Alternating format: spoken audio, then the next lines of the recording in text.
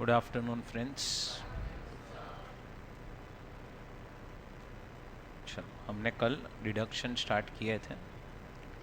Deduction में हम लोगों ने सेक्शन नंबर 80 CCC 80C से लेके CCE तक सारे सेक्शंस डिस्कस किए थे। फिर 80CCH डिस्कस किया था, दैट इज़ अग्निपथ स्कीम। फिर 80D double D B 80U, इसमें मेडिक्लेम था। इसमें डबल डी में क्या था? Disable dependent. फिर यहाँ पे डिजीज़ हुआ था वो। एन 80U में अगर कोई पर्सन खुद डिसेबल है तो। फिर इसमें मेडिक्लेम कवर्ड था। 80E में ई से क्या याद रखना है? Education loan. ई से एजुकेशन लोन याद रहेगा। डबल ई एंड EEA में आपने घर खरीदा था, इधर लोन सैंक्शन होनी चाहिए थी 16 से 17 में, और इधर 19 से 22, और इधर इलेक्ट्रिक व्हीकल याद आया, पर ये 19 से 23 तक। बराबर। मैंने आपको एक क्वेश्चन दिया था सॉल्व करना, उसमें अगर आपने बराबर से क्वेश्चन देखा हो तो आप देखो, लोन भी है ना आपको, वो जो स्पेसिफाइड पर्सन्स लिखे हैं उनसे ही लेनी चाहिए। जैसे 80E में it was bank, financial institution and charitable institution. इधर था bank, financial institution and housing finance company, और सिर्फ इधर था NBFC। याद आया? 80E में कोई लिमिट नहीं है। फिर 50,000, 1,50,000 एंड 1,50,000। बराबर। फिर उसके बाद 80 GGA और वो सब अभी अपना बाकी है। बराबर। चलो, पहले अपन section number 80 TTA and TTB discuss करते हैं।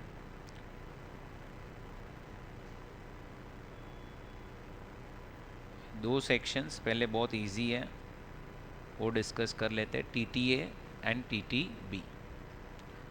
अब देखो, TTA जो सेक्शन है ना, वो किसको एप्लीकेबल है? पहले तो इंडिविजुअल एंड HUF। अब अगर आप बैंक में जाते हो तो बैंक में आप सेविंग्स अकाउंट ओपन कर सकते हो, पोस्ट ऑफिस में भी आप सेविंग्स अकाउंट ओपन कर सकते हो। तो सेविंग्स अकाउंट पे क्या मिलेगा आपको? इंटरेस्ट। वो इंटरेस्ट टैक्सेबल है under other sources. Income from other sources जो है उसमें क्या है? टैक्सेबल। और वही चीज़ का आपको हम डिडक्शन देंगे अंडर 80 TTA। ये सेक्शन में हम आपको मैक्सिमम डिडक्शन 10,000 रुपये का देंगे। कितने का देंगे? 10,000। मतलब अगर आपको इंटरेस्ट आ रही है 6,000 की, तो डिडक्शन कितना? 6,000। 12,000 की इंटरेस्ट आ रही है तो 10,000 आपका डिडक्शन। ये डिडक्शन दो असेसीज को मिलेगा, इंडिविजुअल एंड सेविंग्स अकाउंट में मैक्सिमम 10,000 का डिडक्शन। सेविंग्स अकाउंट है with bank, cooperative bank and post office. ये तीन जगह पे आपका सेविंग्स अकाउंट है। अब ये हो चुका सेक्शन नंबर 80 TTA। अब आ रहा है सेक्शन नंबर 80 TTB। TTB जो है ये किसको एप्लीकेबल है? जो पर्सन रेसिडेंट है प्लस सीनियर सिटीजन है। अब सुनो, इधर देखो सब लोग, रेसिडेंट सीनियर सिटीजन अगर बैंक में जाता है, he can open savings account, he can open FD account, he can open RD account. FD is fixed deposit, RD is recurring deposit, and FD and RD को हम time deposits भी बोलते हैं। क्या बोलते हैं? Time deposits. ठीक है। अब इस रेसिडेंट सीनियर सिटीजन ने अगर FD, RD या सेविंग्स अकाउंट ओपन किया तो उस पर उसको क्या मिलेगा? इंटरेस्ट। वो इंटरेस्ट पहले तो टैक्सेबल है अंडर अदर सोर्सेस, और फिर उसी चीज़ का उसको डिडक्शन मिल जाएगा अंडर 80 TTB। 50,000 का यहाँ पे डिडक्शन मिलेगा। But provision applies only to persons who are resident plus senior citizen. बराबर से समझो। अब अगर आप ये सेक्शन में कवर्ड हो, so if you are a resident plus senior citizen, तो फिर आपके लिए ये अलग से सेक्शन बनाया है, तो फिर आपको AT-TTA अप्लाई नहीं होगा।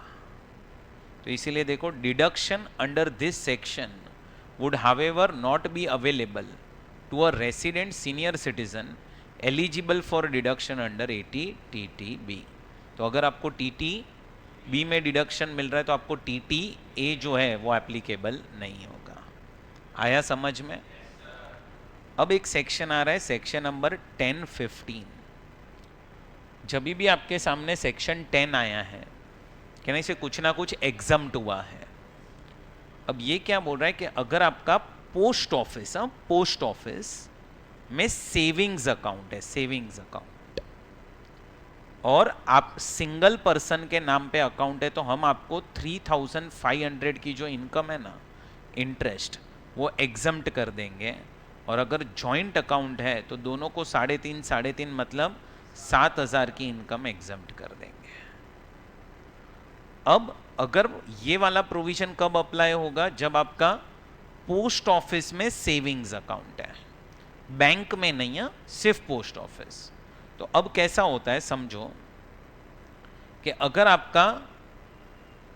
आपको इंटरेस्ट मिल रहा है on savings account and post office में आपका सेविंग्स अकाउंट है, तो पहले तो आप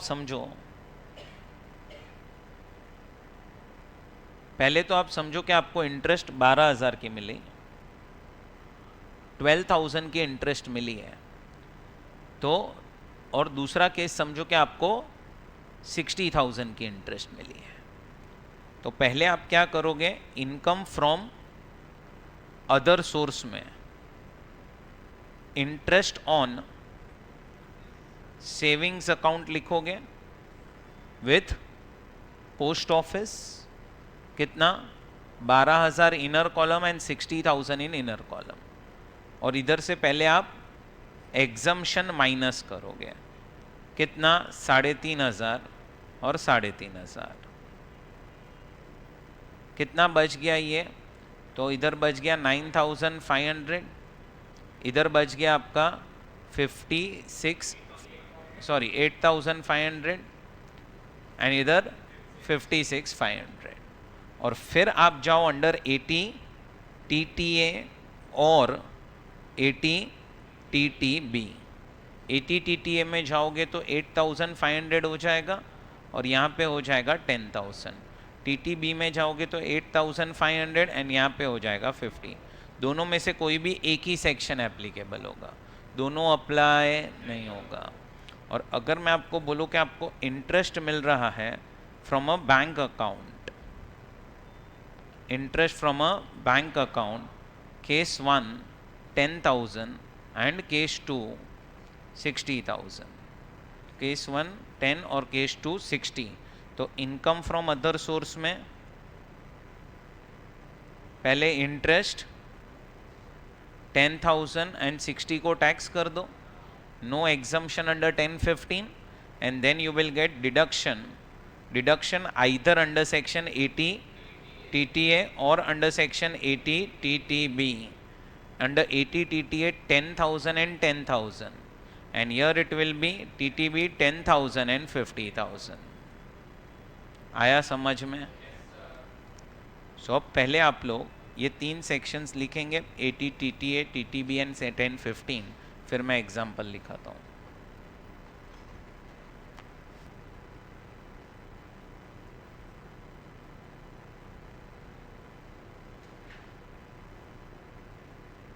डन?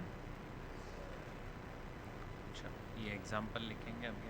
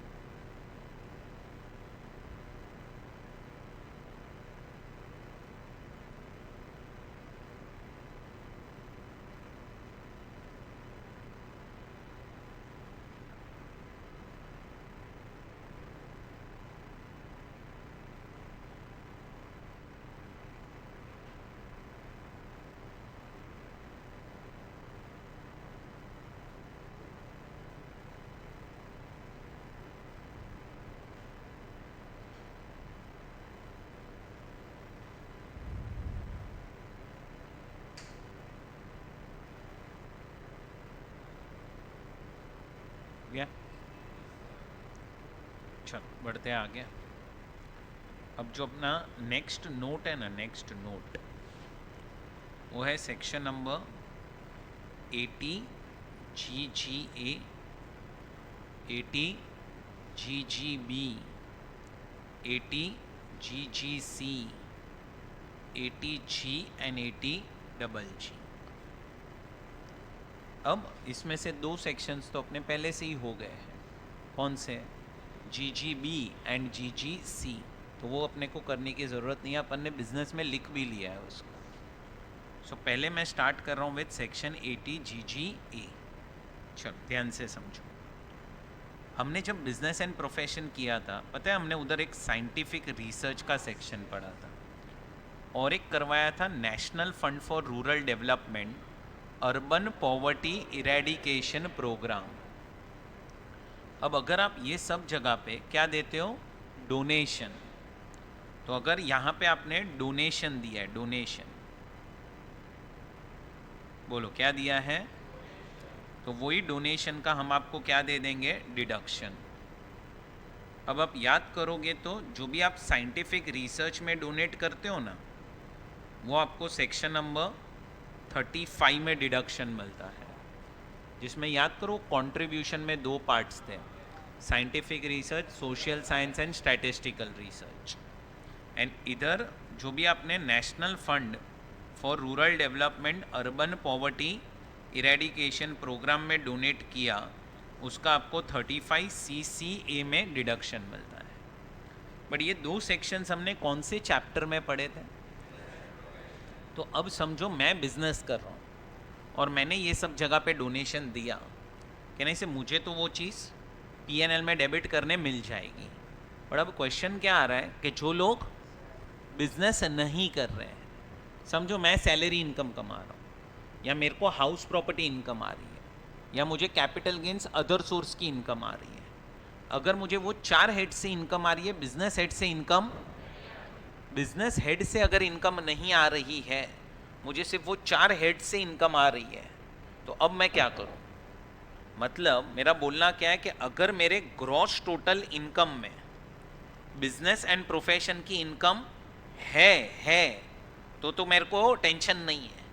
बट अगर मेरे ग्रॉस टोटल इनकम में बिजनेस एंड प्रोफेशन की इनकम नहीं है, तो मैं क्या करूँगा? तो फिर यही डोनेशन जो भी आपने किए उसका हम आपको डिडक्शन दे देंगे अंडर सेक्शन 80 GGA। एंड यहाँ पे कंडीशन है क्या कि अगर आपका डोनेशन 2000 से ज़्यादा है तो मोड ऑफ पेमेंट होना चाहिए अदर देन कैश। क्या होना चाहिए? बराबर। सो ये प्रोविजन कब आएगा? GGA, जब आपकी बिजनेस एंड प्रोफेशन हेड की income section 80 GGB and GGC मैं लिख सकता हूँ रेफर बिजनेस एंड प्रोफेशन। क्या था GGB में? अगर एक इंडियन कंपनी डोनेशन दे, पैसा दे, किसको?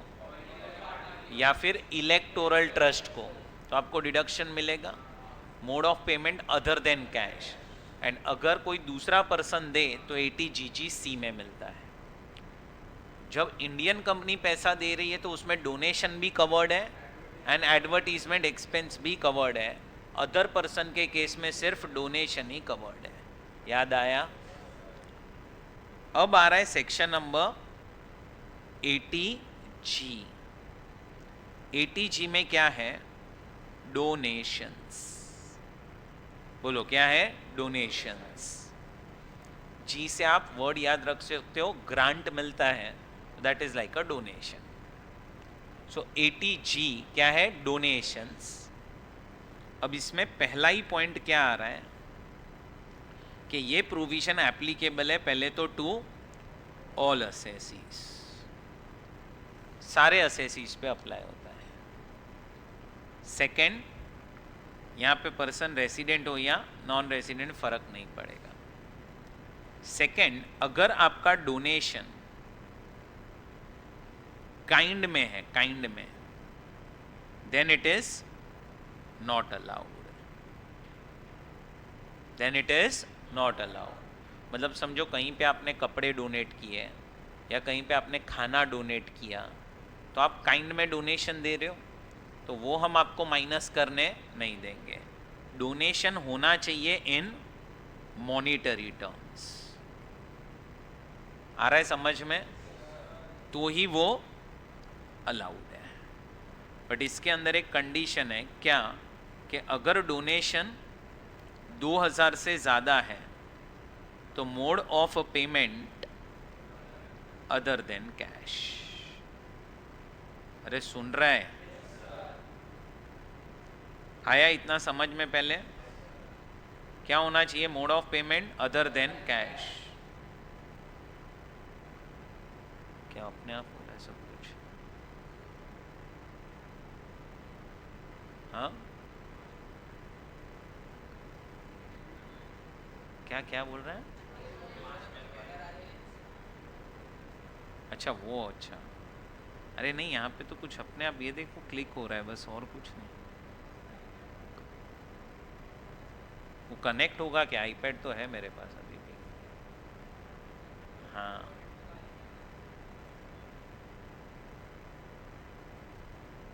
चलो हुआ तो है वापस ठीक, बराबर।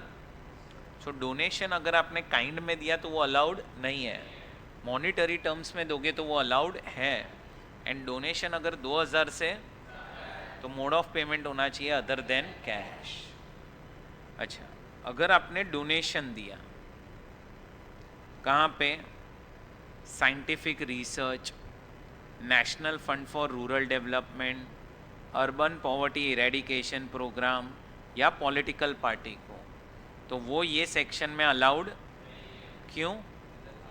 अरे अलग से है ना सेक्शंस। अब आ रहा है अमाउंट ऑफ डिडक्शन, कितना डिडक्शन मिलेगा आपको। तो अब है ना यहाँ पे डोनेशन है ना, डोनेशन उसको 4 कैटेगरीज में डिवाइड किया है।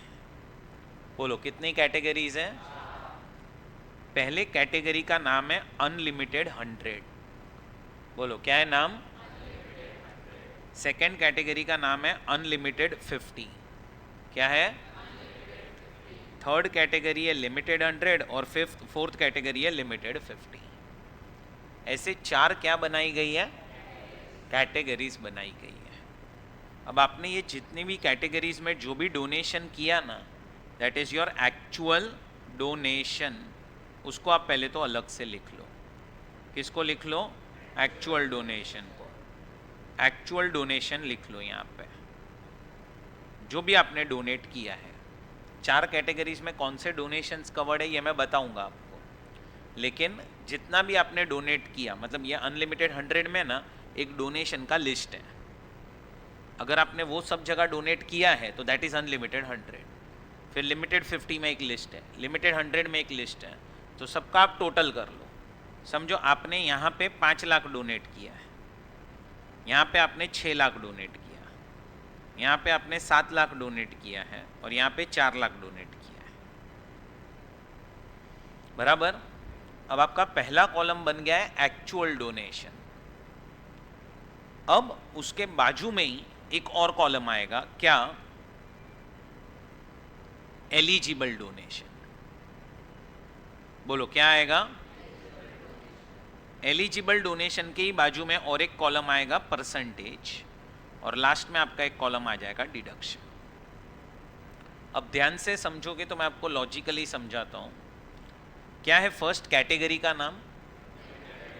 Second category, third category and fourth category. ये 150 परसेंटेजेस है। क्या है बोलो? परसेंटेजेस।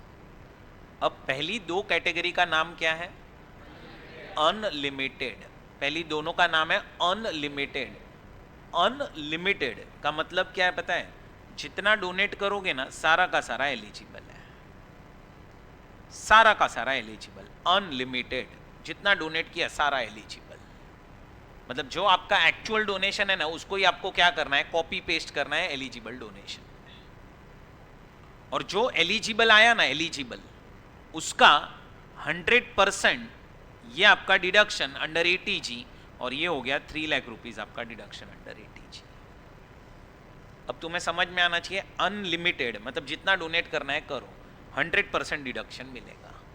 अनलिमिटेड जितना डोनेट करना है करो, लेकिन 50% डिडक्शन मिलेगा।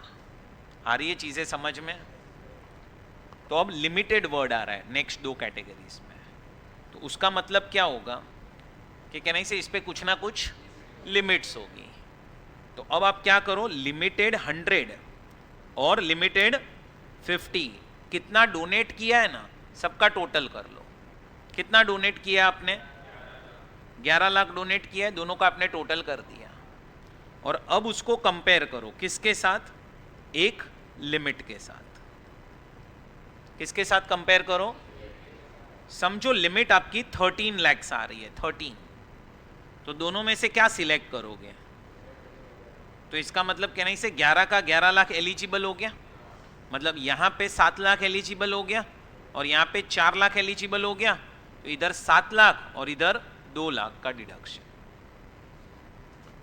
समझो कि ये 11 आया और लिमिट जो है वो 9 लाख आई है सिर्फ, तो कितना एलिजिबल हो गया? 9। तो पहले अब किधर एडजस्ट करोगे? तो पहले इधर करो 7 लाख के सामने। क्यों? उधर जो भी एलिजिबल होगा वो 100% मिलेगा, और बाकी का कितना बच गया? 2 लाख बच गया, तो 2 लाख इधर अलोकेट करो। तो इधर 7 लाख डिडक्शन और इधर 1 लाख।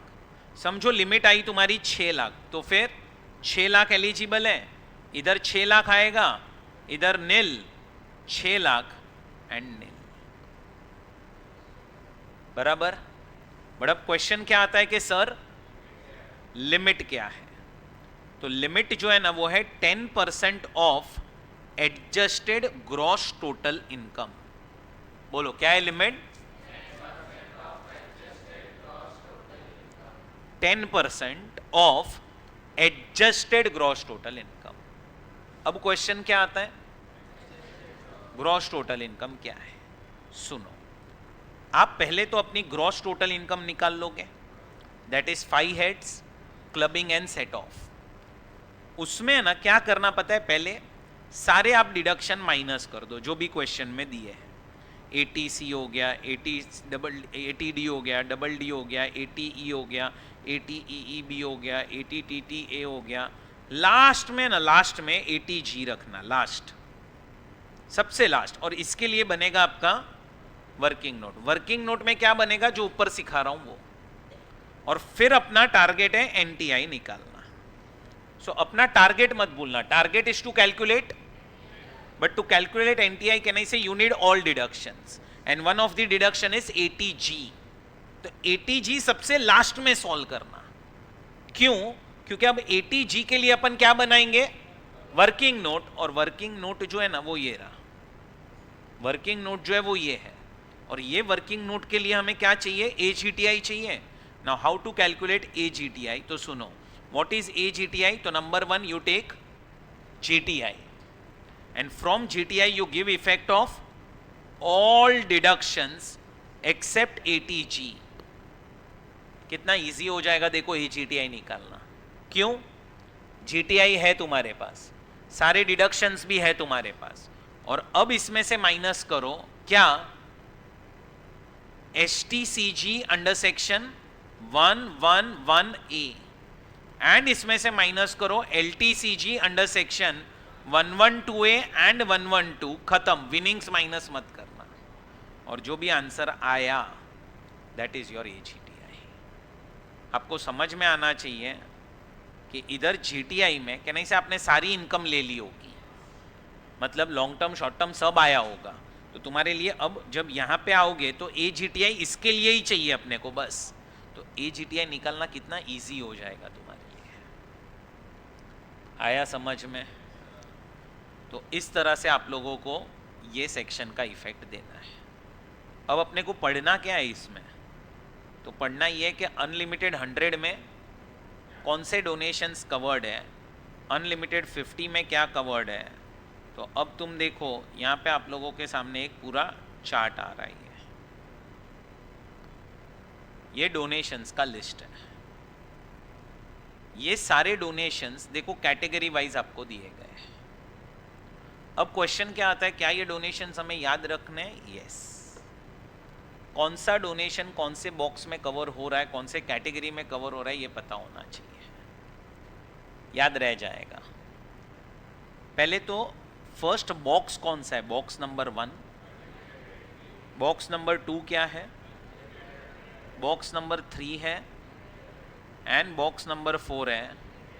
नंबर में पहले 50 आता है, फिर 100 आता है, तो ऐसे याद रखना है 50, 100, 100, 50, बराबर।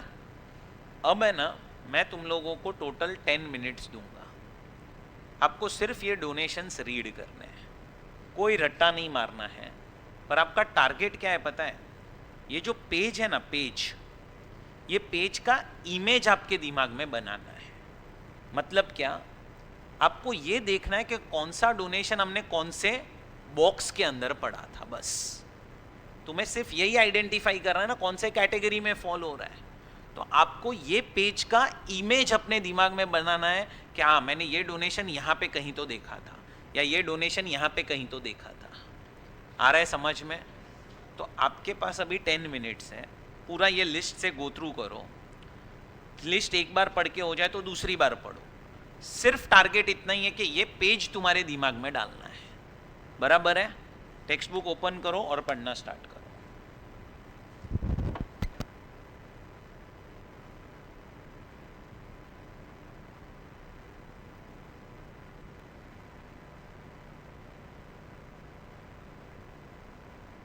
पढ़ा? चलो बुक बंद करो। अब एक एक पूछता जाऊंगा, बॉक्स बता जाना कौन से बॉक्स में पड़ा है, बराबर? अर्थक्विक रिलीफ फंड, बॉक्स बताओ, बॉक्स 1 2 3 के 4, बॉक्स 2 अपन बॉक्स के वाइज ही याद रखेंगे। Box number 2 Indian Olympic Association, पक्का? और national sports fund, box number 2 family planning, box 3 minority community, prime minister drought relief fund, national relief fund, prime minister national relief fund, PM cares fund, फिर this repair and renovation of gurdwara temple mosque 4, फिर clean Ganga fund 2, donation to a charitable institution for purpose other than family plan. याद रह रहा है आप लोगों को? 2-3 चीजें बराबर से याद रखना। Prime minister drought relief fund यहाँ पे है, नेशनल रिलीफ फंड यहाँ पे है, और 1-2 चीजें, नेशनल स्पोर्ट्स फंड यहाँ पे है, इंडियन ओलंपिक एसोसिएशन जो है ना वो यहाँ पे है, लेकिन एक चीज़ है ना, ये कंपनी को ही डिडक्शन मिलता है, ये इंपॉर्टेंट है। अच्छा, दूसरा यहाँ पे क्लीन गंगा फंड सिर्फ रेसिडेंट को ही मिलेगा, और क्लीन गंगा फंड एंड स्वच्छ भारत कोष ये आपके लिए अगर CSR एक्टिविटी है ना तो वो नहीं मिलेगा आपको, it should be other than CSR। अच्छा, मैं क्या बोल रहा हूँ, अगर तुमने national fund for rural development में डोनेट किया तो कौन से बॉक्स में जाओगे? 2 में? बेवड़े आओगे ही नहीं ये सेक्शन में। National fund for rural development चला जाएगा GGA में, यहाँ पे आओगे ही नहीं तुम लोग, कुछ भी फेकम फाक नहीं करने का। आ रहा है समझ में आप लोगों को? सो ये आपके डोनेशंस का लिस्ट है जो कंप्लीट हुआ। आप लोग कोई तरीका नहीं है कि इसको रट्टा मार के जाओ, तुम ये इमेज अपने दिमाग में बना के जाओगे तो ही चीज़ें ईजी होगी तुम्हारे लिए। अब पहले तो आप लोग 80 GGA ये वाला प्रोविज़न लिखेंगे, GGB GGC ये लिखेंगे, और ये जो कैटेगरीज है ना, ये पूरा लिखने के बाद मुझे क्या चाहिए, ये लिस्ट आपको होमवर्क में है। अब आपका जो बुक है ना, उसमें ये दो साइड्स है, दो साइड साम सामने यूज करके आप लोग ये लिखो। सो एक जगह पे you can write unlimited 50 and 100, और ये लिमिटेड 150। मुझे क्या चाहिए, जब तुम बुक ओपन कर रहे हो ना, तो तुम्हारा ये हाफ पहले पेज पे हाफ बाद में, वैसा नहीं, पूरा एक साथ दिखना चाहिए। या फिर दूसरा ऑप्शन, ये जो पेज है ना, इसका जेरोक्स ले लो और तुम अपने बुक में चिपका दो। हाँ बताए, तुम मेहनत नहीं करने वाले हो। हाँ, अलग पेज पे कैसे जाएगा? अलग पेज पे जाएगा ही नहीं, तुम्हारे बुक जो है ये एक पेज और एक पेज, तो इधर तुम लोग अनलिमिटेड कैटेगरी, इधर लिमिटेड कैटेगरी, तो तुम्हारा बुक ऐसा है, तो ओपन किया तो सामने ही दिखेगा ना सब कुछ। नहीं होगा खत्म, उतना तो है ही नहीं बड़ा लिस्ट। अरे तो ऊपर पहला एक ही डोनेशन है, बट ठीक है, तुम्हारे पास है ऑप्शन, तुम्हें जो करने का है करो। बट यस, ये मुझे क्या चाहिए, जब भी तुम पढ़ रहे हो ना, it should be on one page, मतलब या तो सामने आ गया वो लिख के करो, या फिर तुम लोग इसका जेरोक्स लेके बुक में चिपका दो, बट वो कल तक हो जाना चाहिए। बराबर है?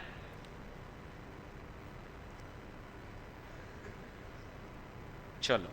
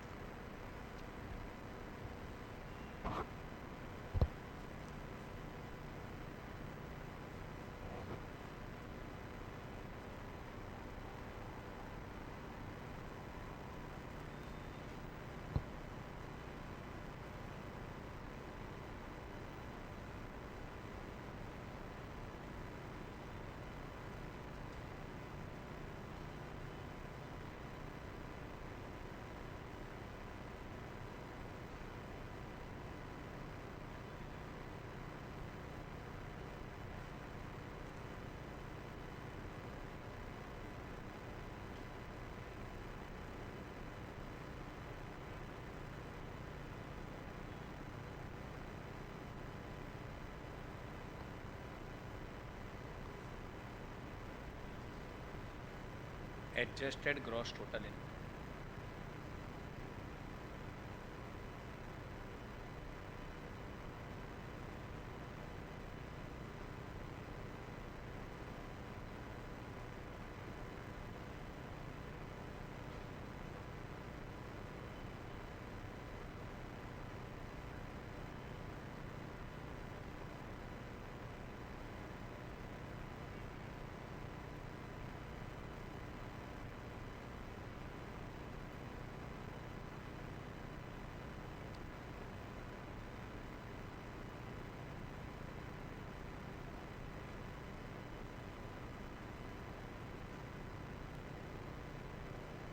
हो गया। अच्छा, ये आपका कौन सा सेक्शन कंप्लीट हुआ? 80G। पहले और एक सेक्शन डिस्कस करते हैं, फिर मैं आपको सम दे देता हूँ। अब है सेक्शन नंबर 80G। क्या है इसमें? Deduction in respect of rent paid. बोलो क्या है? Deduction in respect of rent paid. चलो, अब ये जो सेक्शन है, ये सेक्शन में क्या लिखा है कि अगर आप एक घर भाड़े पे लेते हो तो आप जो वहाँ पे भाड़ा पे करोगे ना, उसका हम आपको डिडक्शन देंगे। बट वो डिडक्शन तभी मिलेगा जब 3 कंडीशंस सैटिस्फाई होगी। कितनी कंडीशंस? एक एग्जाम्पल लो कि समझो वरुण जो है वो भी मुंबई में रह रहा है। कहाँ पे रह रहा है? अब वरुण जा रहा है यहाँ से पुणे। यहाँ से कहाँ पे जा रहा है वो? पुणे। क्यों जा रहा है पुणे में? या तो बिकॉज ऑफ हिज एम्प्लॉयमेंट, मतलब इसका पुणे समझो ट्रांसफ़र हो चुका है, या फिर ये अपना बिजनेस एंड प्रोफेशन वहाँ पे करना चाहता है। तो अभी वरुण जो है वो क्या कर रहा है? पुणे जा रहा है। और वरुण ने क्या किया? पुणे में एक हाउस प्रॉपर्टी रेंट पे लिया। क्या लिया है? हाउस प्रॉपर्टी रेंट पे लिया। तो ये जो रेंट पे कर रहा है कहाँ पे? पुणे में। उसका हम उसको 80G में डिडक्शन देंगे। लेकिन उसके लिए पहले 3 कंडीशंस क्या होनी चाहिए? सैटिस्फाई होनी चाहिए। अगर समझो वरुण मुंबई से जा रहा है Pune for the purpose of employment, employment के लिए जा रहा है, तो पहला ही कंडीशन क्या है कि वरुण जो है ना, वरुण उसको हाउस रेंट अलाउंस है ना, अलाउंस मिलना ही नहीं चाहिए कंपनी से। HRA तभी मिल सकता है जब आप एम्प्लॉयमेंट में हो। तो आपको HRA मिलना ही नहीं चाहिए। पहले तो दिमाग में वो डाल दो, मिलना ही नहीं चाहिए। बराबर? तो आपको HRA मिलना ही नहीं चाहिए। अगर HRA मिल रहा है वरुण को, तो वरुण आप HRA का जो एग्जम्पशन है सैलरी के अंदर वो ले लो। 80G आपको एप्लीकेबल नहीं है। अगर वरुण बिजनेस के लिए जा रहा है, कहाँ पे? पुणे में, तो फिर HRA मिलेगा ही नहीं। तो 80G में वो आ सकता है। दूसरी कंडीशन, वरुण जो है ना, वरुण उसको कोई भी प्रॉपर्टी SOP क्लेम नहीं करना है। अब समझो उसके पास एक मुंबई में घर था, वो जा रहा है बिकॉज ऑफ एम्प्लॉयमेंट और बिजनेस इन पुणे। तो कहने से मुंबई वाला घर वो SOP रख सकता है, अपन ने पढ़ा था हाउस प्रॉपर्टी में। तो अगर वरुण ने वो SOP रख लिया तो ये जो भी रेंट पे करेगा यहाँ पे, उसका हम डिडक्शन नहीं देंगे। सो या वरुण को ये प्रॉपर्टी क्या करनी पड़ेगी? Let out.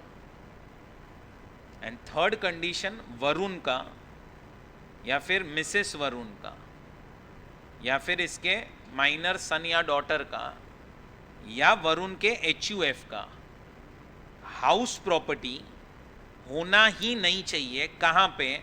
जहाँ पे भी वो जॉब कर रहा है या फिर जहाँ पे भी वो बिजनेस कर रहा है। That is in my example Pune.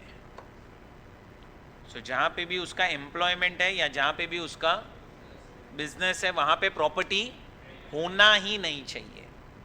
अच्छा, मैं क्या बोल रहा हूँ, अगर मिसेस वरुण का प्रॉपर्टी मुंबई में है तो चलेगा? तो चलेगा।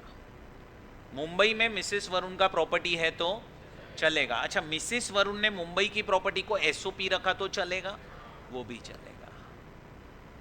सुन रहे तुम लोग? मिसेस वरुण का प्रॉपर्टी कहाँ नहीं होना चाहिए? पुणे में। अच्छा, वरुण का प्रॉपर्टी अगर पुणे में तो नहीं मिलेगा, वरुण का प्रॉपर्टी मुंबई में तो चलेगा, लेकिन एसओपी नहीं होना चाहिए। बराबर? अगर ये तीन कंडीशंस क्या हो जाती है तो ही सेक्शन नंबर 80 जो है वो, और अब अगर एप्लीकेबल है तो आपको कितना डिडक्शन मिलेगा? तो डिडक्शन के लिए तीन लिमिट्स हैं, तीनों में से सिलेक्ट क्या करोगे? लोअर। पहले मैं सेकेंड लिमिट लिख देता हूं, 5,000 रुपीज पर मंथ, मतलब साल में कितना डिडक्शन मिलने वाला है? 60,000 का डिडक्शन है। पहले तो ये डिडक्शन 2,000 रुपया पर मंथ था, अब ये लिमिट बढ़ा के उन्होंने 5,000 रुपया पर मंथ की है। उसके बाद limit number 1 is 25% of adjusted gross total income, and last limit is rent paid minus 10% of adjusted gross total income। थोड़ा बहुत देखो सिमिलैरिटीज आ रहा है HRA के साथ। पहला उधर था 50-40% ऑफ सैलरी, यहाँ पे 25% ऑफ AGTI। नेक्स्ट है उधर था rent paid minus 10% of salary, यहाँ पे AGTI है। अब क्वेश्चन क्या आता है कि सर AGTI का मतलब क्या?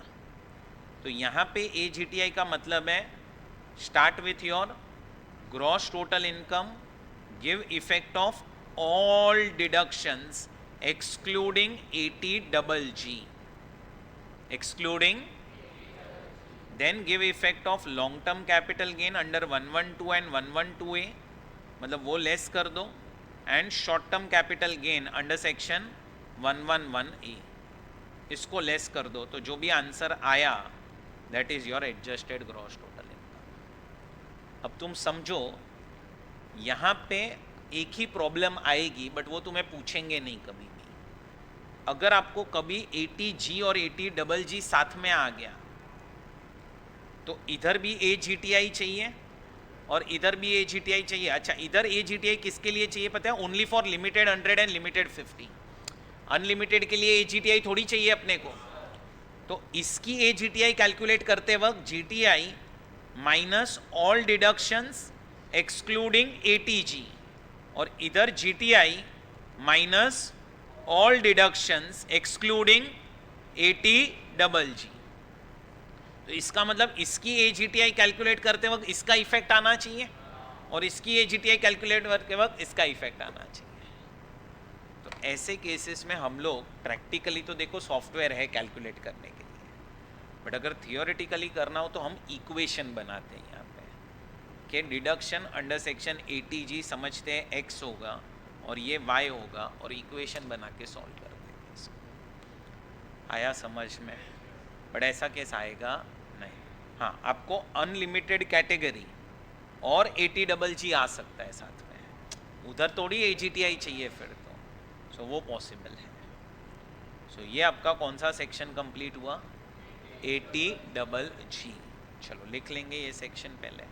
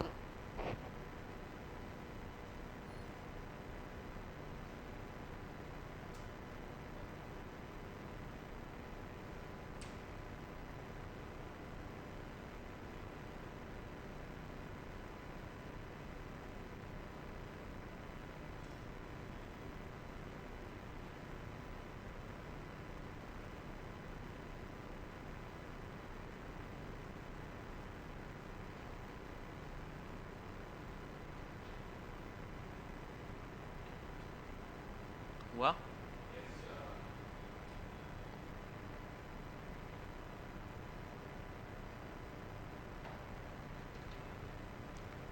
चलो ये क्वेश्चन रीड करते हैं। अब क्या लिखा है? मिस्टर शिवा एज्ड 58 ईयर्स, जिसका क्या दिया है बोलो? Gross total income. क्या क्या है? Salary and house property. ये तुम्हें समझ में आना चाहिए। इधर देखो, ये जब लिखते हैं ना ये सब चीज़ें, तो इसका मतलब बोलोगे ना आपको बता रहे कौन सी इनकम है। इससे क्या पता चलता है पता है? कि कोई स्पेशल रेट वाली इनकम है कि नहीं है। सैलरी पे स्पेशल रेट नहीं लगता, इधर नहीं लगता। He has made following payments and investment. पहले पहले क्या पे किया है बोलो? Premium paid to insure life. Life मतलब कौन सा प्रीमियम है ये? कौन से सेक्शन में मिलता है लाइफ इंश्योरेंस? 80C। सेकंड पढ़ो क्या लिखा है?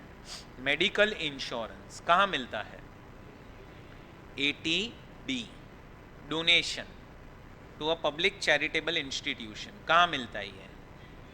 80G। LIC का पेंशन फंड है, फंड, 80CCC। वापस से ये जाएगा 80G, ये भी 80G, ये भी 80G। PPF में पैसा कंट्रीब्यूट किया 80C। टोटल इनकम कंप्यूट करनी है। If A exercise the option of shifting out, देना ही पड़ेगा शिफ्टिंग आउट, नहीं तो डिडक्शन का कोई मतलब ही नहीं होगा। तो अब तुम्हें सारे सेक्शंस पता है। 80G कब सॉल्व करोगे तुम लोग? सबसे लास्ट में। चलो करो स्टार्ट।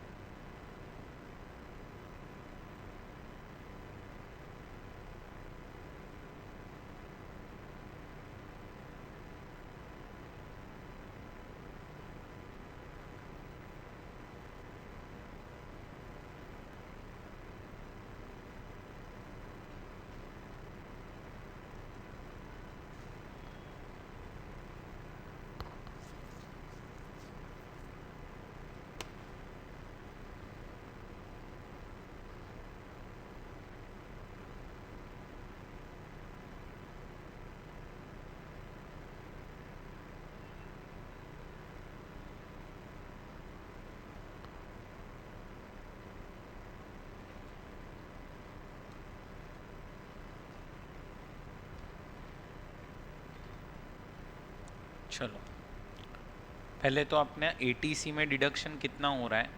वो 1,50,000 होगा। तो आपका 7,75,000 में से 1,50,000 माइनस कर दो, माइनस ये प्रीमियम भरा है सेल्फ एंड स्पाउस का, तो वो 25 मिलेगा। और कोई डिडक्शन है नहीं। बनाओ वर्किंग नोट फॉर 80G। अब 80G में नेशनल चिल्ड्रंस फंड चला जाएगा under unlimited 100 category. Prime minister drought relief fund चला जाएगा under unlimited 50। Promotion of family planning चला जाएगा लिमिटेड 100, और ये चला जाएगा लिमिटेड 50 में। एक्चुअल डोनेशन अनलिमिटेड, ये अपना एलिजिबल परसेंटेज डिडक्शन। तुम्हारा AGTI क्या आएगा? AGTI 6 lakhs AGTI आएगा, जिसका 10% तुम्हारा आ जाएगा 60। तुम्हारा लिमिटेड कैटेगरी में डोनेशन है 40 + 50 90। तो 90 में से पहले 40 इधर एडजस्ट करो और 20 इधर एडजस्ट करो। फाइनल आंसर देख लेते हैं। 512,500। इधर का वर्किंग नोट आप इग्नोर कर सकते हो, मैंने जैसा सिखाया वैसा करोगे तो आंसर आ जाएगा आपका। बराबर आया समझ में? चलो अब यहाँ पे ध्यान दो। अब अपना जो लास्ट नोट बचा है वो स्टार्ट करते हैं। क्या है last note? Section number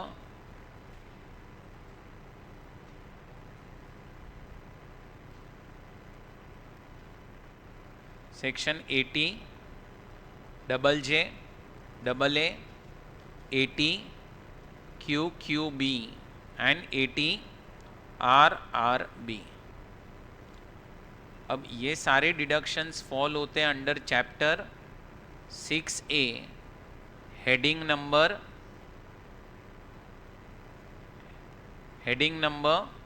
C। याद आ रहा है आप लोगों को?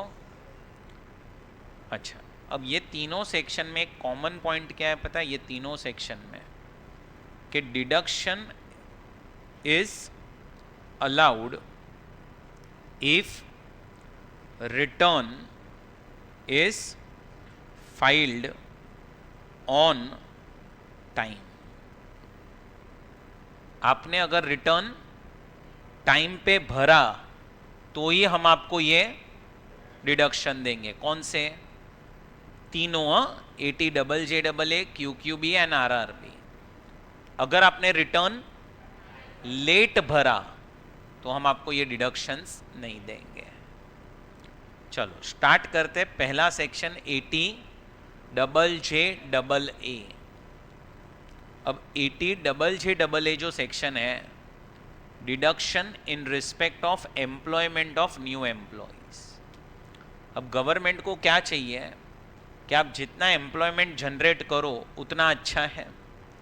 तो गवर्नमेंट आपको एक बेनिफिट देता है कि अगर आपने एम्प्लॉयमेंट जनरेट की है, अगर आप लोगों ने लोगों को एम्प्लॉयमेंट दिया है, मतलब आपने लोगों को काम पे रखा है, तो आप उनको क्या पे करोगे? सैलरी। तो वो सैलरी तो आपका बिजनेस का एक्सपेंडिचर है। हम आपको उनकी सैलरी का 30% ये सेक्शन में और अलग से माइनस करने देंगे। मतलब आप खर्चा कर रहे हो समझो 100 रुपए का, बट आपको बेनिफिट कितने का मिल रहा है? 130 का। 100 रुपया आपके लिए बिजनेस एक्सपेंडिचर है, वो तो पीएनएल में डेबिट होने वाला ही है। इन एडिशन टू 100 रुपीज 30 रुपया इधर डिडक्शन में आएगा। अब पहला पॉइंट, ये सेक्शन किसको एप्लीकेबल है? बोलो। सारे असेसीज को एप्लीकेबल है। सेकंड, आपको इनकम आनी चाहिए अंडर दी हेड बिजनेस। ये सेक्शन के अंदर प्रोफेशन कवर्ड नहीं है। प्लस आपको ऑडिट के प्रोविजंस अप्लाई होने चाहिए। ऑडिट मतलब अगर आपको याद हो तो हमने एक सेक्शन पढ़ा था 44AB करके। तो 44AB सेक्शन जो है वो क्या होना चाहिए? एप्लीकेबल होना चाहिए। उसके बाद नेक्स्ट पॉइंट क्या आ रहा है यहां पे कि आपका जो बिजनेस है ना, business, it should not be formed by splitting up और reconstruction of an existing business. अगर आपको याद हो तो ये कंडीशन अपन ने सेम 35 AD में पढ़ी थी स्पेसिफाइड बिजनेस में। मैंने आपको बोला था old wine in new bottle नहीं होना चाहिए। So business should not be formed by splitting up और रिकंस्ट्रक्शन ऑफ एग्जिस्टिंग बिजनेस। इसके अंदर दो पॉइंट्स है। Business is not acquired by assessee by a way of transfer from any other person. ये point number 1 है। Business is not acquired by assessee by way of transfer from any other person। इसका best example मैं तुम्हें दूं तो it is slump sale.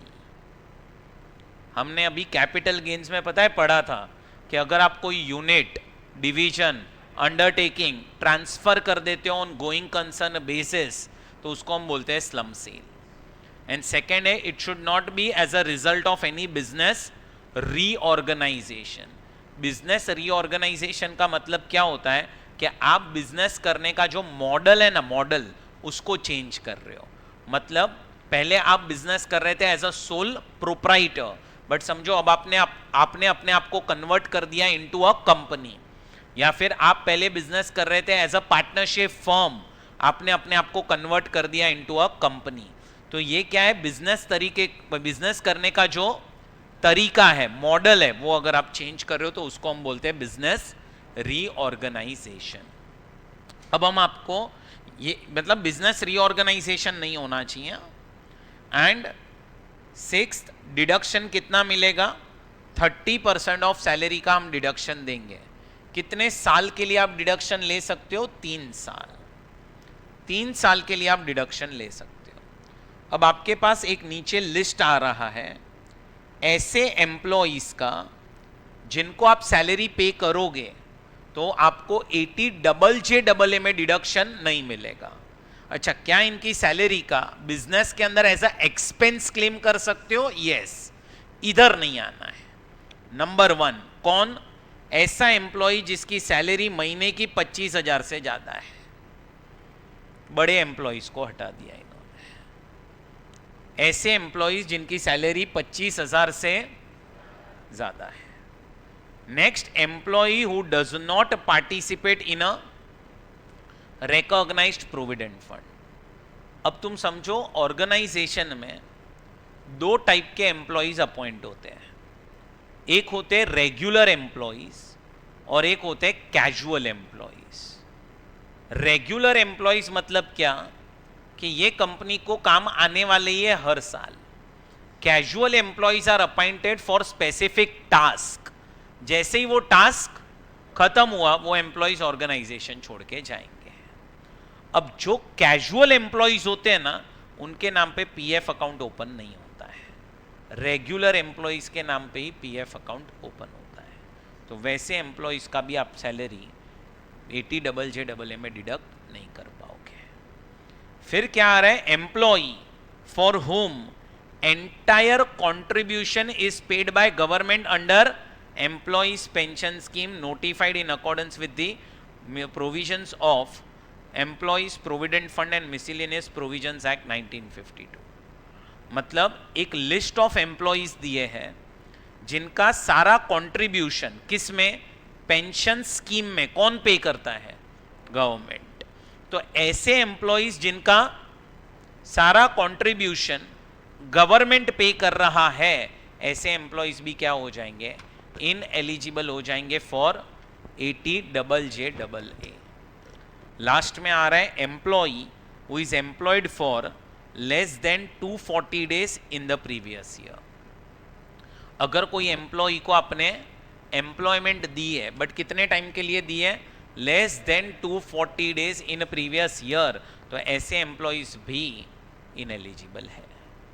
अब ये 3 business जो है, manufacturing of apparels, footwear and leather product, वहां पे यही नंबर ऑफ डेज हो जाएंगे 150। कितने हो जाएंगे? 150 डेज। अब मैं क्या बोल रहा हूं, ध्यान से समझो। समझो कि हुआ ये जो डी पॉइंट बना है ना, उसमें एक प्रॉब्लम आना स्टार्ट हुई थी। प्रॉब्लम क्या? कि समझो आपने एम्प्लॉयमेंट में किसी को रखा जनवरी मंथ से, आपने अपॉइंट ही जनवरी में किया।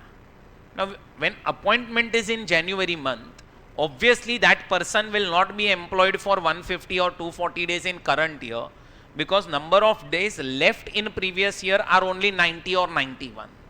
So he will be employed for less than 240 and 150 days. So वो तो फिर ineligible employee हो गया। तो इसमें तो वो ऑर्गेनाइजेशन क्या बोल रहा है कि मैं तो इसको काम पे रखने वाला ही था 240 डेज और 150 डेज से ज्यादा के लिए, बट उसका अपॉइंटमेंट ही लेट हुआ तो मैं क्या करूं? तो इसीलिए गवर्नमेंट ने एक क्लैरिफिकेशन इशू किया ये पॉइंट को लेके। क्या? कि अगर कोई पर्सन को आप एम्प्लॉयमेंट देते हो फॉर लेस देन 240 डेज और less then in current year, तो करंट ईयर में उसको इग्नोर करो। But if in immediately succeeding year he is working for 240 days और 150 days in immediately succeeding year, मतलब नेक्स्ट ईयर में if he is working for 240 and 150 days in immediately next year, तो हम ऐसा ही समझेंगे क्या? कि ये एम्प्लॉय को एम्प्लॉयमेंट स्टार्ट हुई है नेक्स्ट ईयर से ही, और हम आपको उसकी सैलरी का 30% का डिडक्शन देंगे। सो नीचे देखो एक नोट आ रही है, if an employee is employed during the previous year for less than 240 or 150 days as the case may be, but is employed for a period of 240 or 150 days as the case may be in immediately succeeding year, he shall be deemed to have been employed in succeeding year. Accordingly, employer would be entitled to deduction of 30% of additional employee cost of such employees in succeeding year. ये point तो repetition ही है, जो ऊपर मैंने बताया books of accounts audit होनी चाहिए। और आपको याद है उधर एक ऑडिट रिपोर्ट आता था जो अपने को सबमिट करना पड़ता था 1 महीने पहले रिटर्न फाइलिंग के 30 सितंबर को, तो वही यहाँ पे पॉइंट लिखा है। एंड लास्ट में क्या लिखा है कि सैलरी का मतलब क्या है। अब ये चीज़ आप याद नहीं भी रखोगे तो भी चलेगा, क्योंकि इसको कभी वो लोग टारगेट नहीं करते हैं। सैलरी में क्या क्या आएगा, क्या क्या एक्सक्लूड होगा, वो यहाँ पे दिया हुआ है। आ रहा है समझ में? अब आपको है ना स्टैंडर्ड क्वेश्चंस आते हैं यहाँ पे। कैसे? आपको क्या बोलेंगे पता है, 200 लोगों को एम्प्लॉयमेंट पे रखा है, 200। फिर उसमें से ना 30 एम्प्लॉय ऐसे होंगे जिसकी सैलरी 25,000 से ज़्यादा होगी। 20 एम्प्लॉय ऐसे होंगे जो आरपीएफ में कंट्रीब्यूट नहीं करते। थोड़े बहुत एम्प्लॉयज़ ऐसे होंगे which are employed for less than 240 days. तो आपको क्या करना है, 200 में से पहले माइनस करना है, जो बचे वो एलिजिबल हुए उनकी सैलरी को मल्टीप्लाई करो कितने टाइम उन्होंने काम किया है और उसका 30% डिडक्शन। आया समझ में? ये स्टैंडर्ड क्वेश्चन आता है यहाँ से। और इसके ऊपर क्वेश्चन याद रखना, जब आएगा तो ये वाला डिडक्शन है ना ऑप्शनल में भी मिलता है और डिफॉल्ट में भी मिलता है, वो भूलना नहीं। याद है ना, डिफॉल्ट में 3 मिलते हैं, ATCCD subsection 2, CCH subsection 2, national pension scheme, Agnipath scheme, और तीसरा ATJJA। अरे समझा कि नहीं समझा? सो ये कौन सा सेक्शन कंप्लीट हो गया? ATJJA। एक और सेक्शन डिस्कस करते हैं, ATQQB, क्योंकि RRB जो है वो सेम QQB की तरह ही है। ध्यान से समझो, कौन सा सेक्शन है बोलो? ATQQB। क्या दिया है इसमें? Royalty on books. अगर आपको बुक्स पे क्या मिल रहा है बोलो? रॉयल्टी मिल रहा है। क्या मिल रहा है? रॉयल्टी। किसके ऊपर? बुक्स के ऊपर। तो उसमें हम आपको कुछ डिडक्शन देना चाहते हैं। अब देखो, आपने एक बुक लिखी है और आपको रॉयल्टी मिला है 10 लाख रुपए का। तो आप पहले एक P&L अकाउंट बनाओ, क्रेडिट में लिखो कितना रॉयल्टी मिला। जो भी आपके खर्चे हुए हैं उसको आप डेबिट करो। समझो खर्चे 3 लाख के हुए हैं, तो आपकी नेट इनकम कितनी हो गई? 7 लाख। ये 7 लाख को पहले तो आप क्या कर दो? टैक्स कर दो। This 7 lakhs is taxable. So आपने क्या किया? एक बुक लिखा, वो बुक जो है उससे रॉयल्टी आया, पब्लिश हुआ तो कितना? 10 लाख। एक्सपेंसेस आपके हुए कितने? 3 लाख के, और आपको नेट इनकम आ गई कितनी? 7 लाख की। अब आप क्या करो पता है? अब आप और एक P&L अकाउंट बनाओ। ये P&L अकाउंट जो बन रहा है ना, इसमें आपको कैलकुलेट करना है final income for ATQQB। Final income मतलब अब डिडक्शन के लिए आपका ये P&L अकाउंट बन रहा है। पहला P&L क्यों बना? ताकि आपको पता चले कितने पे टैक्स लगेगा। और सेकंड P&L क्यों बन रहा है? To calculate income for ATQQB, मतलब डिडक्शन कितना मिलेगा उसके लिए सेकंड P&L है। ये जो तुम्हारे एक्सपेंसेस हुए हैं ना, पहले तो वो सेम कॉपी पेस्ट यहां पे कर दो, बराबर। अब इधर अपने को कितनी रॉयल्टी लिखनी है ये अपने को बताता है सेक्शन ATQQB। आप मुझे बताओ ना, मेरे एग्जांपल में जब एक्चुअल रॉयल्टी 10 मिला है तो इधर मैक्सिमम कितना आ सकता है? या तो 10 होगा या तो 10 से कम होगा, तो ही तो कहने से तुम्हारा ये इनकम या तो 7 आएगा या तो 7 से कम आएगा, बस। तो अपने को क्या निकालना है? अपने को ये देखना है बस, क्रेडिट साइड। सो अपन क्या करेंगे? P&L का क्रेडिट साइड में कितना अमाउंट आएगा उस पर अपना पूरा फोकस रहेगा। पहले अपन ये निकालेंगे कि P&L का क्रेडिट कितना आएगा माइनस करेंगे खर्चे, जो एक्चुअल एक्सपेंसेस है वही इनकम निकालेंगे फॉर 80 QQB। अब कितना अपने को PNL के क्रेडिट में लिखना है, उसके लिए अपने को ये चेक करना पड़ेगा कि अपने को जो रॉयल्टी मिल रहा है, क्या वो royalty is based on lump sum royalty, क्या वो रॉयल्टी लमसम है, क्या वो royalty is based on percentage of sale. मतलब क्या, समझो आपने एक बुक लिखी, पब्लिशर के पास गए, पब्लिशर ने क्या बोला कि भाई ये ले 10 लाख, तेरे जो भी बुक के कॉपीराइट्स है वो हमारे हो गए, अब खत्म, अब हम बुक बेचेंगे, 1000 बुक बिकी, 1 लाख बुक बिकी, 50 लाख बुक बिकी, उससे तुझे कोई मतलब नहीं है। This is case number 1। Percentage of sale में क्या होगा, तो फिर आपको ऐसा बोला जाएगा कि भाई देखो पर बुक हम आपको 20% रॉयल्टी दे रहे हैं, तो जितनी बुक सेल हुई उसके बेसिस पे रॉयल्टी। अब समझो कि पहले ये रॉयल्टी लमसम रॉयल्टी है, 10 लाख आपको लमसम मिला है, तो अब प्रोविजन क्या है कि अगर ये लमसम रॉयल्टी है तो अपने को कितना इनकम लेना पड़ेगा फॉर 80 QQB। तो जैसे मैंने आपको बोला एक्चुअल रॉयल्टी इनकम से तो कहने से ज़्यादा हो ही नहीं सकता कुछ भी, तो पहले तो आप ले लो actual royalty income, this is your limit number 1।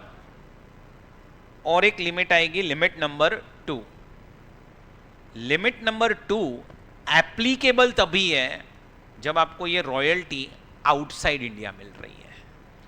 अगर ये रॉयल्टी आउटसाइड इंडिया मिल रही है तो ये रॉयल्टी जो आउटसाइड इंडिया मिली वो आप इंडिया में कितने टाइम में लेके आ रहे हो। आप जितना पैसा लेके आओगे in convertible foreign exchange, convertible foreign exchange which is remitted to India, हम आपको टाइम दे रहे हैं 6 महीने का after the end of your previous year. ये 10 लाख में से आप इंडिया में कितना लेके आए हम वो चेक करेंगे, और हम इन दोनों में से सिलेक्ट क्या करेंगे, तो जो भी लोअर आया वो हम मान लेंगे कि that is your income for 80 QQB, और इसमें से हम माइनस क्या करेंगे आपके एक्सपेंसेस, तो हमें क्या मिल जाएगा, नेट इनकम मिल जाएगा फॉर 80 QQB। अरे सुन रहे तुम लोग, मतलब ये जो आया ना लोअर, वो क्या है पता है, वो PNL का क्रेडिट साइड है।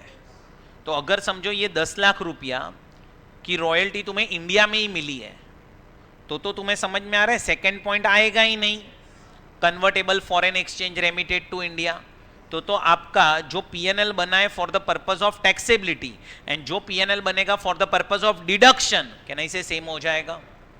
एंड अगर समझो ये 10 लाख का रॉयल्टी कहां मिला है, कहां मिला है, तो तुम्हें समझ में आना चाहिए। अब ये 10 लाख में से समझो आप इंडिया में सिर्फ 7 लाख ही लेके आए हो, तो हम क्या करेंगे 10 lakh 7 lakh which ever is, तो हम इधर कितना लिखेंगे 7 लाख माइनस क्या करेंगे 3 लाख, तो अपना इनकम आ जाएगा 4 लाख।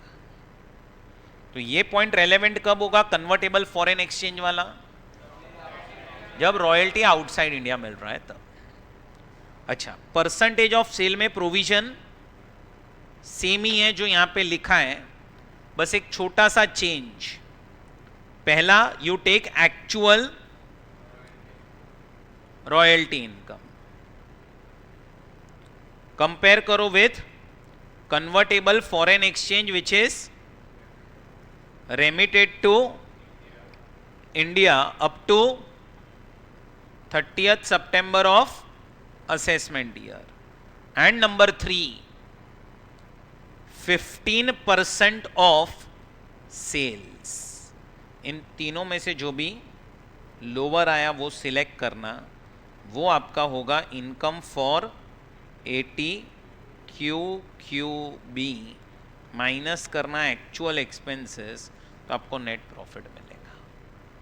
अब थोड़ा सा दिमाग चलाओ, ये 15% वाला कॉन्सेप्ट रेलेवेंट कब होगा पता है, रेलेवेंट जब आपको एक्चुअल रॉयल्टी जो मिल रही है ना वो 15 से ज्यादा मिल रही है। मतलब अगर मैं बोलूं कि you are receiving this 10 lakh rupees royalty which is 20% of your sales, मतलब आपके सेल्स कितने हुए रहेंगे 50 लाख, जिसका 20% आपको ये रॉयल्टी मिला है। तो अब अपन इसको इधर कैलकुलेट करते वक्त 15% पे रेस्ट्रिक्ट करेंगे।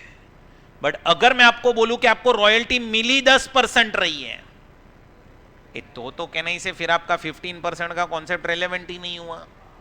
15% वो लोग क्या बोल रहे हैं, हम रेस्ट्रिक्शन डालना चाहते हैं। रेस्ट्रिक्शन तभी एप्लीकेबल होगा जब एक्चुअल उससे ज्यादा हो। क्लियर? बट अब एक सबसे इंपॉर्टेंट पॉइंट, ये तो अपन ने क्या निकाला, नेट इनकम निकाली फॉर एटीक्यूक्यूबी। बट अब क्वेश्चन आता है डिडक्शन कितना होगा अपना एटीक्यूक्यूबी का।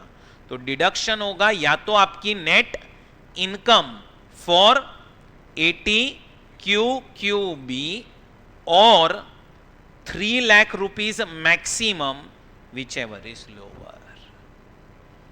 तो ये सेक्शन में maximum deduction is how much 3 lakhs, और ये सेक्शन एप्लीकेबल है सिर्फ और सिर्फ और सिर्फ और सिर्फ रेसिडेंट इंडिविजुअल को ही। बैठा दिमाग में? एंड जो आपका 80 RRB सेक्शन है, ये 80 QQB है, RRB सेम है, सिर्फ ये एप्लीकेबल है ऑन रॉयल्टी ऑन पेटेंट्स। किसके ऊपर? रॉयल्टी ऑन पेटेंट्स, और वो रेफर एटीक्यूक्यूबी लमसम रॉयल्टी कॉन्सेप्ट। उधर परसेंटेज ऑफ सेल का कॉन्सेप्ट आता नहीं है, सेम लमसम। इजी? तो अब आपका पहले तो आपको ये लिखना पड़ेगा क्या, 80 JJAA QQB RRB चैप्टर 6 से हेडिंग सी में कवर्ड है।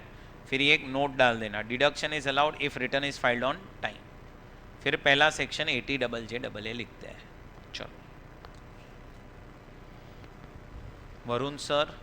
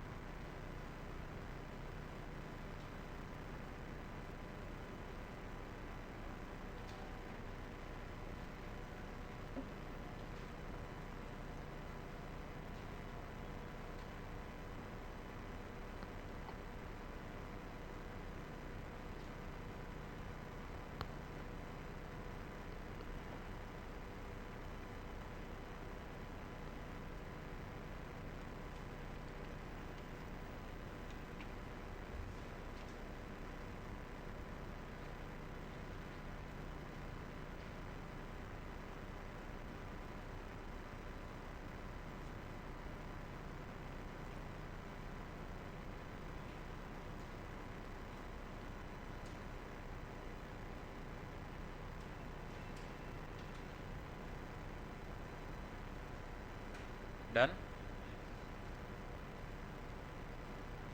रॉयल्टी ऑन पेटेंट्स लिख लीजिए.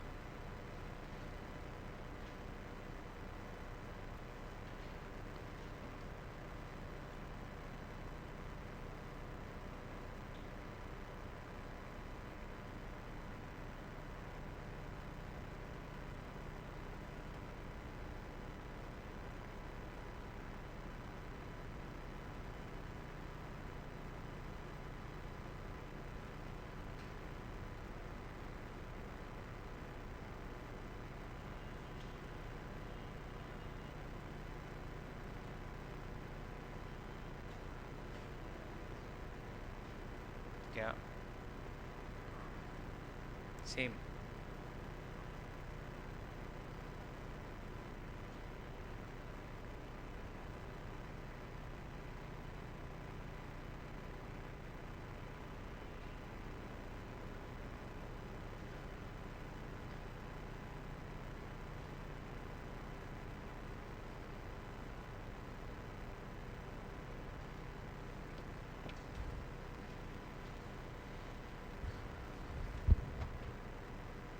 हुआ?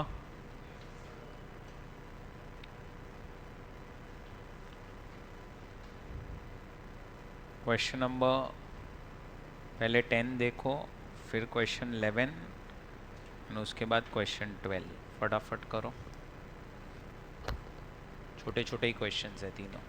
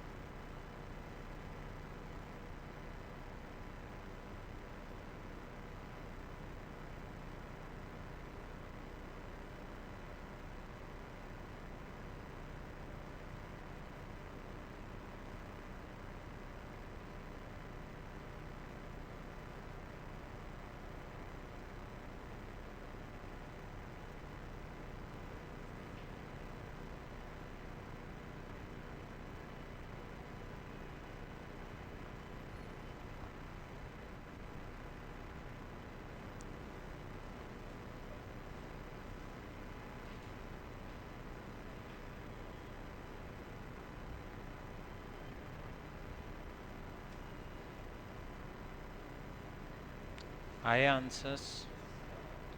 क्वेश्चन नंबर 12 में तुम्हें ये समझा, ये 15/18 क्या किया इधर? टोटल सेल्स निकाल के 15% लिया है अपन ने. क्लियर? चलो एक और सेक्शन डिस्कस करते हैं. लास्ट सेक्शन है आज के दिन का. आपने अभी ग्रॉस टोटल इनकम निकाला और उसमें से आपने क्या माइनस किए? Deduction under chapter 6A, 80C से लेके 80U. अब और एक डिडक्शन माइनस होता है यहाँ पे, वो है deduction under section 10AA. 10AA जो है वो क्या है दोस्तों? डिडक्शन है. और फिर जो आंसर मिलेगा that is your net total income. अब देखो गवर्नमेंट है ना, वो एक्सपोर्ट जो चीज़ है ना उसको बहुत ज़्यादा एनकरेज करता है. तो गवर्नमेंट ने एक बेनिफिट दिया है ऐसे लोगों को जो लोग SEZ एरिया में बिजनेस कर रहे हैं. क्योंकि SEZ एरिया में जो लोग बिजनेस करते हैं मेनली वहाँ से चीज़ें एक्सपोर्ट की जाती है. That is special economic zone.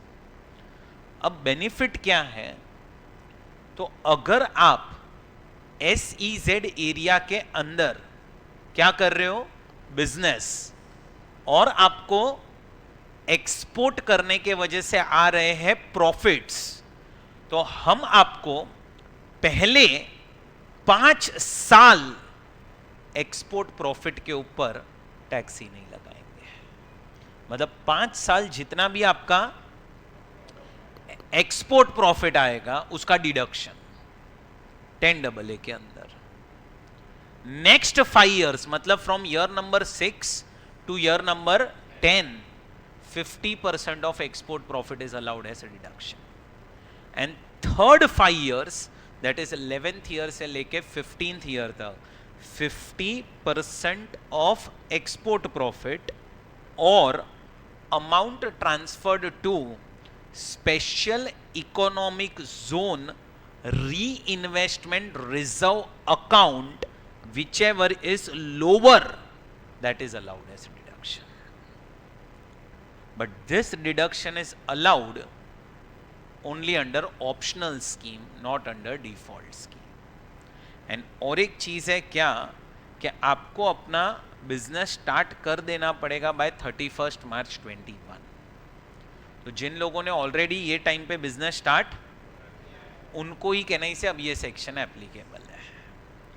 नीचे ही लिखा है नॉट अलाउड अंडर सेक्शन 115 और क्या डिडक्शन मिलेगा तो for first 5 years 100% of export profit is deduction, next 5 years 50% and last 5 years amount transferred to special economic zone reinvestment reserve account in the relevant previous year or 50% of export profit whichever is lower। आपको देखो export पे tax ही नहीं लग रहा है यहां पे, इसीलिए ये सेक्शन का नाम क्या है पता है, टैक्स हॉलीडे। मतलब आपको टैक्स में से छुट्टी है, 5 साल के लिए आपको टैक्स भरने की जरूरत नहीं है। किस पे? एक्सपोर्ट प्रॉफिट पे। अब आपको एग्जाम में कैसे क्वेश्चंस आएंगे, तो एग्जाम्पल नंबर 1 आपको बोला जाएगा कि एक पर्सन है मिस्टर एक्स, ये बिजनेस कर रहा है इन SEZ एरिया। इसका जो टोटल प्रॉफिट है ना, टोटल प्रॉफिट वो है समझ लो 40 lakhs। इसका जो एक्सपोर्ट करने के वजह से टर्नओवर है, टर्नओवर वो समझ लो कि है 200 lakhs एंड इसके जो टोटल टर्नओवर है वो समझ लो कि है 500 lakhs। मतलब आपको वो लोग एक्सपोर्ट प्रॉफिट नहीं देंगे, आपको ये 3 चीजें दी जाएगी। तो ये 3 चीजों के बेसिस पे क्या आप एक्सपोर्ट प्रॉफिट निकाल सकते हो? Yes. What is your export profit? It is total profit of SEZ unit multiply by export turnover. मतलब ये यूनिट ने गुड्स आउटसाइड इंडिया भी बेचे हैं और इंडिया में भी बेचे हैं, तो डिवाइड बाय टोटल टर्नओवर। तो that is 40 lakhs multiply by 200 lakhs divide by 500 lakhs। तो ये आप लोगों का एक्सपोर्ट प्रॉफिट आ गया। जो भी एक्सपोर्ट प्रॉफिट आया उसका 100% डिडक्शन मिलेगा for first 5 years, next 5 years 50%, but next 5 years में आपको अमाउंट ट्रांसफर करना पड़ेगा in special economic zone reinvestment reserve account. So ये देखो how to calculate export profit. तो it is profit of unit located in SEZ area multiply by export turnover divide by total turnover.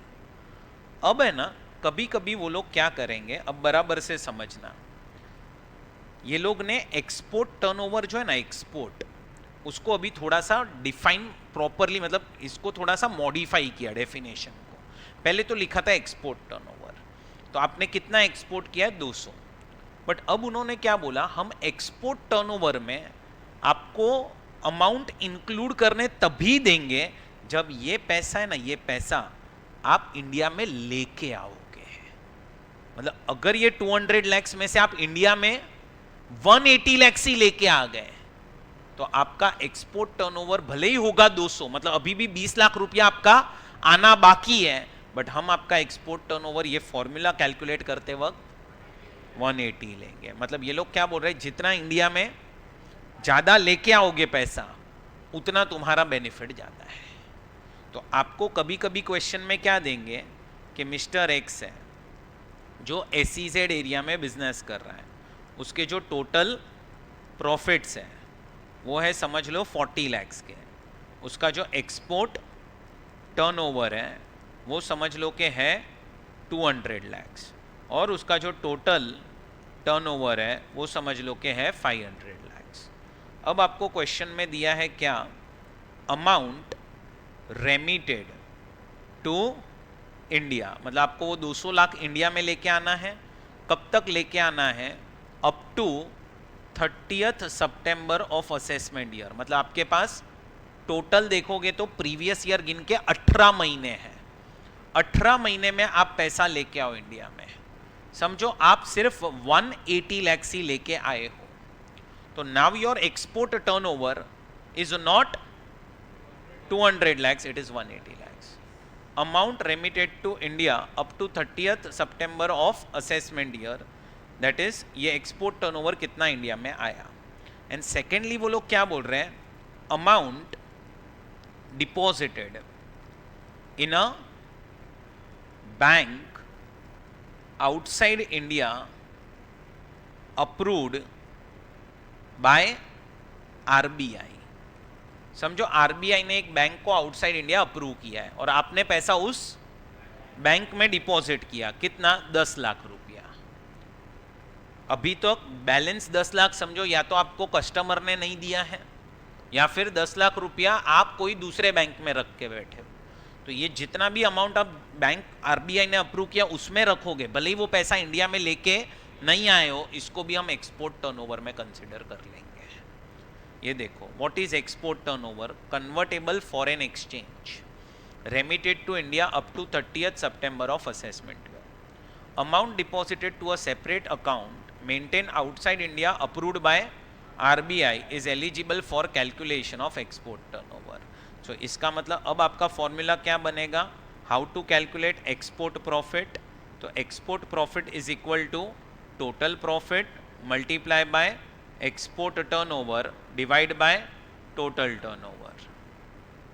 अरे सुन रहे हैं ना, और इसको हम कैसे लिखेंगे अभी, तो देखो 40 lakhs multiply by 190 lakhs divide by 500 lakhs, जो भी आंसर आया that is your export profit. नहीं समझा, पक्का? तो ये आपका 4th पॉइंट है। अब 5th पॉइंट क्या बोल रहे हैं कि जो भी अमाउंट आप कस्टमर से चार्ज करोगे, से अगर समझो मैंने आपको कोई गुड्स बेचे, मैंने आपसे लिया है समझो 1 लाख रुपया, अब मैं क्या बोल रहा हूं, अगर समझो ये गुड्स मेरे प्रीमाइसिस से आपके प्रीमाइसिस पे आए हैं, तो कहने से ये इधर मेरा अगर ट्रांसपोर्टेशन का खर्चा हुआ है तो वो मैं ये 1 लाख के अंदर आपसे ही चार्ज करूंगा ना।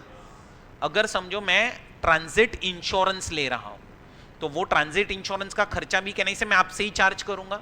तो ये लोग क्या बोल रहे हैं कि आप जब कस्टमर से अमाउंट चार्ज करोगे, टोटल सेलिंग प्राइस आपको आएगा। अगर आपने अमाउंट चार्ज किया है फॉर नंबर 1, बोलो क्या, freight, number 2 for telecommunication charges, number 3 insurance, and number 4 expenses in rendering services outside India.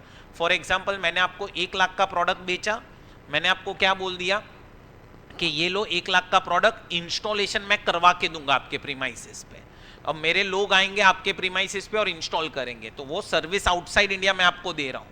अब ये 4 अमाउंट्स के लिए अगर मैं कस्टमर से कोई चार्ज ले रहा हूं, किस में, मेरे सेलिंग प्राइस में, मेरे टर्नओवर में वो इंक्लूडेड है, तो वो चीज मुझे एक्सक्लूड करनी पड़ेगी। जब मैं ये फॉर्मूला यूज करूंगा तब मुझे एक्सपोर्ट टर्नओवर से ये 4 चीजें हटानी पड़ेगी एंड टोटल टर्नओवर से भी ये 4 चीजें हटानी पड़ेगी। क्या क्या है, पहला freight and any expense which is incurred for rendering services outside India. Main अभी आपको ये 5 पॉइंट याद होने चाहिए पहले तो, मेजॉरिटी क्वेश्चन यहीं से आता है। अब नेक्स्ट पॉइंट क्या आ रहा है कि सर हमने ये अलग से बैंक में पैसा डाला, बराबर, special economic zone reinvestment reserve account, इस पैसे का करना क्या है, तो अब इस पैसे का है ना फाइनल यूसेज, इधर देखो, फाइनल यूसेज होना चाहिए for acquisition of plant and machinery. इससे खरीदना क्या है आपको, आप समझो मेन पर्पस क्या है, एसईजेड में आपका यूनिट ग्रो हो बस। तो वो लोग बोल रहे हैं आपको खरीदना प्लांट एंड मशीनरी है कितने टाइम में, with in 3 years from the end of previous year in which reserve is created. जब रिजर्व बनाया उधर से एंड में जाओ, उधर से 3 साल में आप प्लांट एंड मशीनरी खरीदो। सर अभी प्लांट एंड मशीनरी तो 3 साल का टाइम है खरीदने के लिए, तब तक क्या करें, तब तक वो पैसा आप अपने बिजनेस में यूज करो, चलेगा। किधर यूज करो, लेकिन 3 चीजों के लिए यूज मत करना वो पैसा। पहला, distribution by way of dividend, मतलब इसमें से आप डिविडेंड नहीं दे सकते। दूसरा, for remittance outside India as profit, as profit मतलब क्या, समझो आपने एक फर्म बनाया है एसईजेड एरिया में जिसके पार्टनर्स बाहर हैं, तो आप उसमें से एज अ प्रॉफिट उनको डिस्ट्रीब्यूट नहीं कर सकते। कौन सा पैसा, जो ये रिजर्व में पड़ा है वो। And for creation of any asset outside India, 3 चीजों के लिए ये पैसा यूज, बाकी आप बिजनेस में यूज करो चलेगा, बट कब तक यूज करो, 3 साल। 3 साल जब खत्म होने वाले तब यूज नहीं, प्लांट एंड मशीनरी में होना चाहिए। फिर final use plant and machinery है, बराबर। अब आ रहा है क्या 7th पॉइंट, कि अगर आपने ये पैसा यूज किया ही नहीं, किसके लिए, प्लांट एंड मशीनरी खरीदने के लिए, तो क्या हो जाएगा, नॉन यूटिलाइजेशन। नॉन यूटिलाइजेशन मतलब नहीं किया यूज, तो it is taxable in the year following the year of expiry. मतलब जिस साल में 3 साल खत्म होंगे उसके चौथे साल में टैक्स लग जाएगा आपको। बट थोड़ा दिमाग चलाओगे, कहना से यहाँ पे आपने डिडक्शन जितना लिया होगा उतना ही टैक्स करना है। आपने डिडक्शन 50% या अमाउंट ट्रांसफर जितना, उतना आपको टैक्स हो जाएगा। एंड मिस यूटिलाइजेशन हुआ, मिस यूटिलाइजेशन मतलब ये 3 पर्पस के लिए यूज कर लिया, then it is taxable in the year of misutilisation. अब आपकी 3 पॉइंट्स ये कॉमन है, ये आपको पहले से ही आते हैं। पहला पॉइंट पढ़ो, it should not be form by splitting up और reconstruction of business already in existence. Second पढ़ो, old plant and machinery should be less than और equal to 20% of total value of plant and machinery. कुछ याद है, 35 AD section, specified business and assessee should file return of income up to due date. So ये आपका और एक section complete हो गया, कौन सा, 10AA। याद रखना ये डिडक्शन है फ्रॉम ग्रॉस टोटल इनकम, बराबर। चलो लिख लेंगे 10AA, लिखो फिर।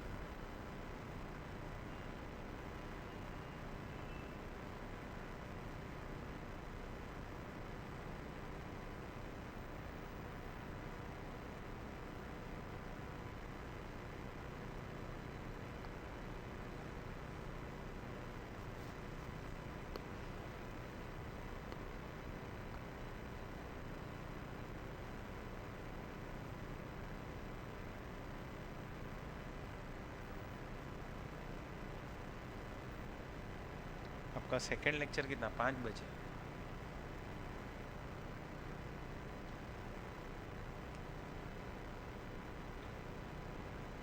हाँ मैं आज पूछ लेता हूँ सिर्फ हेड ऑफिस में, आज मैं जा रहा हूँ ना वहाँ पे। कैसा रहा कल का टेस्ट?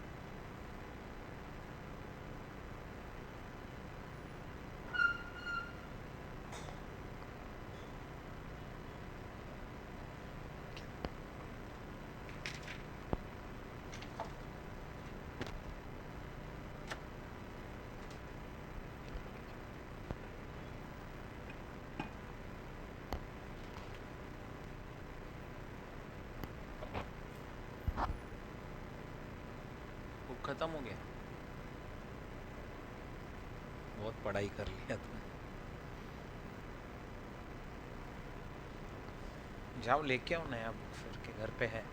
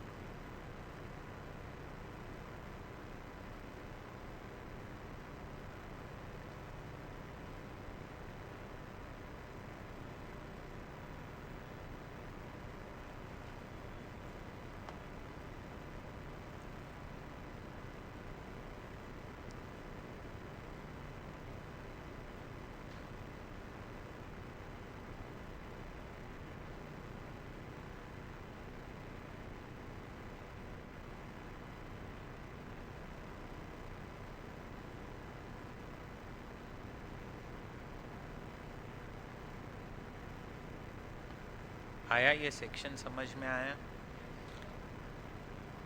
कल अपन इसी से कनेक्टेड और एक पॉइंट डिस्कस करेंगे, बट वो कल करेंगे, आज नहीं। बट ये सेक्शन और आपने वो जो ATJJA लिखे लास्ट में 3, उससे कनेक्टेड है। अब एग्जाम्पल्स लिखेंगे आप लोग।